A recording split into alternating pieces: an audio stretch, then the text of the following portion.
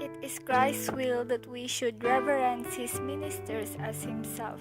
This is why Catholics pay the greatest reverence to Christ's Vicar, the Pope, the Universal Father. On this account, the title His Holiness is given him. Out of respect for his office, the Holy Father is given privileges not granted to other bishops. As a temporal sovereign, he has a court and guards. He has a standard and see. He has ambassadors. On solemn occasions, he is carried in the papal chair called Sedia Gestatoria. Did Christ intend that the special power of chief teacher and ruler of the entire church should be exercised by Peter alone? Christ did not intend that the special power of chief teacher and ruler of the entire church should be exercised by Peter alone, but intended that this power should be passed down to his successor, the Pope, Bishop of Rome, who is the vicar of Christ on earth and the visible head of the church. Saint Peter lived for a short time at Antioch, when he went to Rome and there fixed his official residence permanently. It was there, and as a bishop of Rome, that he died as a martyr some 20 years later. The church was not to die with Peter, therefore, his official rank and dignity and powers were to be handed on his successors from generation to generation. In the same way, successors to a civil office acquire all the powers attached to the office. The Bishop of Rome, the lawful successor of Saint Peter, is what Peter was, vicar of Christ and visible head of the church. Christ is the true and invisible head of the church, but its visible head is the Bishop of Rome, our Holy Father Pope, because he is the successor of Saint Peter. No one but the Bishop of Rome has ever claimed supreme authority over the whole church. Therefore, either he is Saint Peter's successor or Saint Peter has no successor, and the promise of Christ has failed. The supremacy of the Bishop of Rome over all Christendom have been disputed because of the perversity of men and the power of evil. It was been denied by unruly sons. The very fact that it was disputed shows that it existed. In the same way, even the authority of God himself have been questioned. His very existence has been denied. From the beginning too, parental authority has been defied.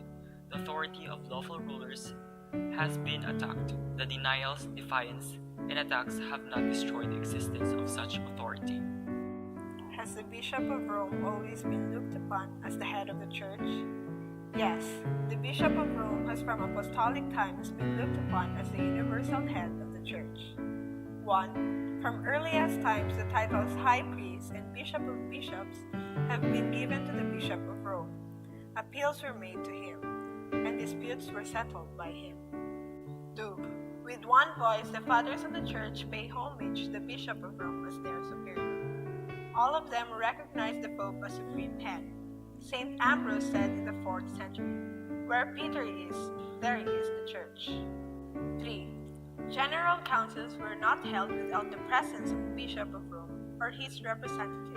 No council was accepted as universal or general unless its acts received the approval of Bishop of Rome. 4. Every nation converted from paganism has received the faith from missionaries specially sent by the Pope, or by bishop acknowledging the Pope as their head. St. Patrick was sent by Pope Celestine to Ireland. St. Pelagius was sent by St. Pope to Scotland. St. Augustine was sent by Pope Gregory to England. St. Remigius went to France under the protection of See of Rome. St. Boniface was sent by Pope Gregory II to Germany and Bavaria, and so on. Pontifical decorations. The Holy See confers various titles, orders, decorations, and other honors on certain persons, usually lay people who in some special manner have distinguished themselves in furthering the well-being of humanity and of the Church. They are listed here in the order of importance. The Supreme Order of Christ was started by Pope John XXII in 1319. Today, it is the Supreme Pontifical Order of Knighthood, conferred only on very rare occasions.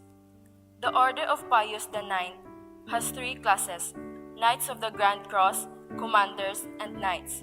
It is awarded also to non-Catholics. The Order of Saint Gregory the Great was founded by Pope Gregory XVI in 1831. It has two divisions, civil and military, each of which is divided into three classes: Knights of the Grand Cross, Commanders, and Knights.